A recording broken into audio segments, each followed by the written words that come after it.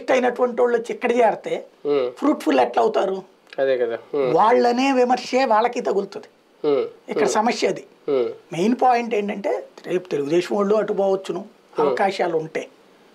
ఇక్కడ ఇవాళ ఖచ్చితంగా వెళ్లే వాళ్ళు అయితే ఓ ప్రార్థన కూడా చేసుకుంటారు, జగన్ ఓడిపోవాలా, తర్వాత మళ్ళీ చంద్రబాబు అధికారంలోకి రావాలి, తమకు అవకాశం రావాలన్న ప్రార్థన కూడా చేస్తారు. No doubt. ఇప్పటికే వెళ్ళిన వాళ్ళకే టీడీపీలో సీట్లు ఇంకా అంటే ఖరారు కాలేదు ఎక్కడ అనేది. ఇప్పుడు శ్రీదేవి గారికి కానీ వీళ్ళకి కానీ ముందు సస్పెండ్ అయిన వాళ్ళకి వీళ్ళ విషయం ఏంటి అనేది కూడా, అంటే టీడీపీయే ఎందుకు ఆల్టర్నేటివ్ అవుతుంది? ప్రధాన ప్రతిపక్షం అనేనా, వాళ్ళకి ఇంక వేరే పార్టీ కనిపించట్లేదు? అంటే వేరేది ఎవరు తయారు చేయలేదు కదా. ఇదే గనక బీజేపీ జనసేన గనక, లేదంటే కూటమి బలం ఖచ్చితంగా స్ట్రాంగ్ పోటీ కూటమిలోకి వెళ్తేనే ఉంటది అనే ఫీలింగ్ ఏమన్నా వీళ్ళకి వస్తుంది? ఇప్పుడు మూడవ ఆల్టర్నేటివ్ ఇక్కడ కానీయకుండా చంద్రబాబు నాయుడు 5 ఏళ్ల నుండి వేసిన స్కెచ్ అదే కదా.